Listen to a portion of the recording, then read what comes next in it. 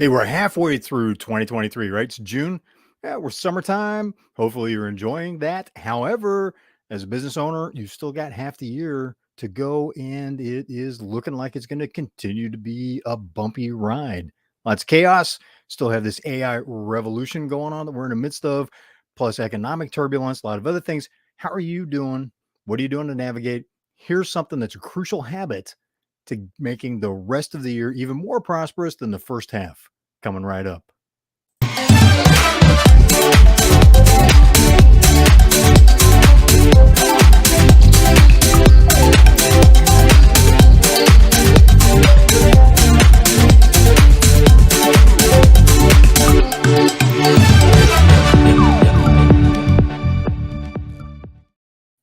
Hey, I'm Wolf. This is Wolf's Watch, and today we are watching what is a critical habit that you need to have in order to make the rest of 2023 even more prosperous than the first half of the year has been, especially as a business owner. And here's something, I still ran the promo. Today was the day that I had the opportunity, the honor of being on the chimney. I'm going to goof this up on Jerry Eisenhower's podcast. The link is in the show description. Go check out their podcast, not just because I was on today, and because I was on today is one reason to do it. A deeper reason is the series of interviews that they have had on their podcast has just been incredible. And, I should have had this up earlier. Shoulda, woulda, coulda, doesn't matter. The Chimney and Fireplace Success Network podcast. They go way beyond their industry in chimney and fireplaces and outdoor living, the whole, when you have backyard barbecue, backyard fireplace, that's included in that in the industry and the growth of the industry. And they've actually been a leader in that area as well. Getting all choked up from the great talk that we had today. Here's how this ties into the topic. And the reason that I wanted to promote them again is a critical habit that you need to have to get through the rest of 2023 is to surround yourself with high performers and listen to the questions that they're asking. Be open to that. I had a great experience on this conversation that we had because they were peppering me with questions and they were prepared. There are 4 people, well prepared, all high performers, throwing questions, making me think deeply about why I do stuff. What did I mean about this? What in this part of the book? What would your, based on the book, because it was largely around the book that I just launched, Perform or Perish, the 30-day race to save a company. But they're, asking questions. Okay, based on that, so this is great. You said this. How would that apply to a startup? Or what would you say to somebody that's in this situation? Really made me stop and think. So you get that kind of an effect. And yeah, I've always got notes over here, and I'm watching. So stick with me. They'll cut through the BS, right? So this was just like, boom, let's go right to the issue. Cut through the crap. Here's the issue. I'm going to have a couple examples in just a second. Stick with me here. They'll force you to be focused and eliminate vague thinking. I experienced that today. So like, what is really going on here? And one of the keys is, why do you really do what you're doing? How does that deliver value to your customers? Right? Your customers voting with their dollars that, hey, you know what, this does deliver value. And they'll also give you hope for pushing on while making you cringe a little bit. Because, hey, standing tall, getting some questions. Are you comfortable with that? With the right people, like the 4 people that were interviewing, it wasn't really an interview, the conversation. They had great questions. They were well prepared again. And, excuse me, they had me standing tall in terms of thinking about the questions they were asking and what was my real answer on that? It's a concise answer on that, so that it was delivering value to them, to their audience. And it's like going, yeah, you know what? This is good. I learned a lot from that. For example, asked about, here, tell us something about yourself. Why do you do, and this is something that came up again in the conversation was, why am I doing what I do? Why did I write the book that I wrote? And something that I'll tell you why and how this came about. But after the show, something that I realized was, here's a very concise way to explain why I do what I do. Did you see the movie Dances with Wolves that Kevin Costner made in the early 1990s, like 1993, somewhere around there. I love it. We've seen it multiple times. It's a long movie. I love the theme in it. And there's a moment, a crucial moment in the movie that's a transformational point for him. Because the main character, Dances with Wolves, his name from that was given to him by the Indians. He is fighting with the tribe. He's there left in a position of honor to help protect the tribe while they have a war party out dealing with another Indian tribe that was attacking them and causing problems. Even though he was a Civil War hero, so he'd been in big wars, kind of like working for big corporations, right? Been in big wars, big battles, really did not like that and was sold on never want to have that experience again.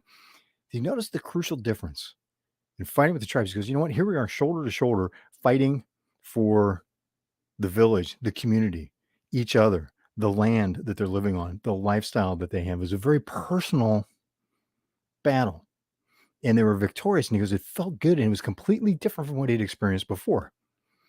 I had that kind of transformational moment when I went from corporate America, big corporations, to working with entrepreneurs in small businesses, because it's a very personal experience working with the owners of small businesses and helping, like the story in the book that we were discussing, the Performer Parish, helping that company stay open, stay alive, to save 180 jobs plus the other jobs that are impacted, supported by in manufacturing. There's a manufacturing company. In manufacturing, every research shows every job supports at least 5 other jobs.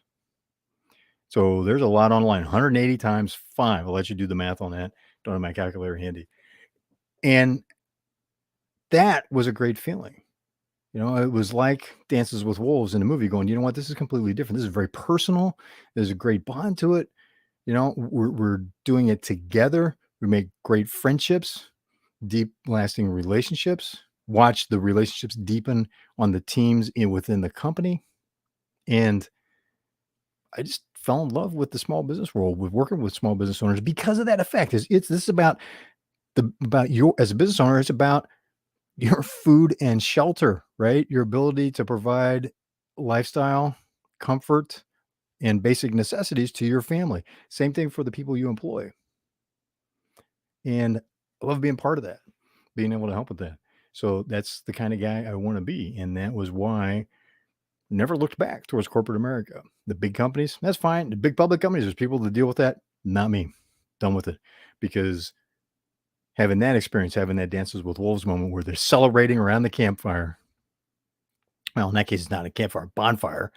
When they're celebrating around the bonfire that night and reveling in each other's success. That's what really counts in life.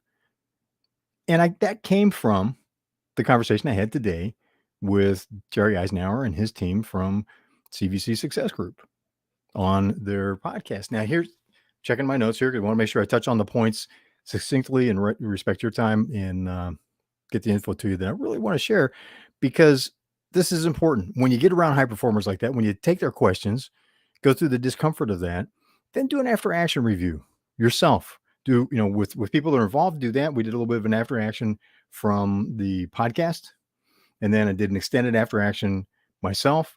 Had a stealth advisor at lunch with me, and we went through was learned. I was making some notes. That was after I had already made personal notes on, okay, here's what I took away from that. Some deeper thinking and that perspective of going, yeah, you know what? I got more clarity on this is why I do what I do. And to be in that story about, you know what, this is like the movie Dances with Wolves in that transformational moment. So a way to communicate it that is more effective. And we'll keep testing that. And if you think that's effective, love to see it in the comments. If you think it's all a bunch of crap, love to see that in the comments too. Got to know, because if it doesn't connect, then I'm selecting the wrong way to communicate. It's having that. So this ties back into the topic. This is the crucial habit that you need to have in order to get through the rest of turbulent 2023 even better than you did the first half. Surround yourself with high performers. Do after action reviews of what conversations you have with them, and in those cover things like here's some critical questions. What went well? There's two key questions in after action reviews and the way that I do them. If you're a military veteran, this is different than the after action reviews that you experienced in military. Different questions, slightly different questions, but I borrowed this from what I learned from my military veteran colleagues. So, what went well? In this case, what did you learn? Right. This is what I did with my personal after action review, then sat with someone else who, a stealth advisor that I respect, that I know brings knowledge to the table, talked about that and did an even deeper. What did I learn? What will you apply? How and when as part of that? What went well? Right. Need to know what's going well. How are you going to apply more of that? When are you going to do that? Set a date on it so that it doesn't become, oh, that was nice. Goes in the file. I've got so many files of stuff like that where I said, you know what? There it is. Let's put it up on the shelf. Doesn't get implemented, or maybe doesn't get implemented for a couple weeks, a month, or a year. 2 years later, open something and go, oh, yeah, I completely forgot about that. Here's the second question. What can you do even better next time? Next time you're in a conversation, next time you're dealing with the issue that was raised by the high performers that are peppering you with questions and having fun with it. And that breaks down into really two key areas. How can your answers be better? That was a question I asked myself. How could I have answered those questions better? And what will you experiment with today? What I experimented with today was the Dances with Wolves story and how that relates to why I do what I do, and what my experience has been in the arc of my career across the decades. Wow. I'm sorry, saying that out loud is kind of a cringe moment, but it really is across the decades now, the season of life that I'm in now. So that's what I wanted to share with you. And also check out CVC Success Group, Jerry Eisenhower and his team, and their chimney.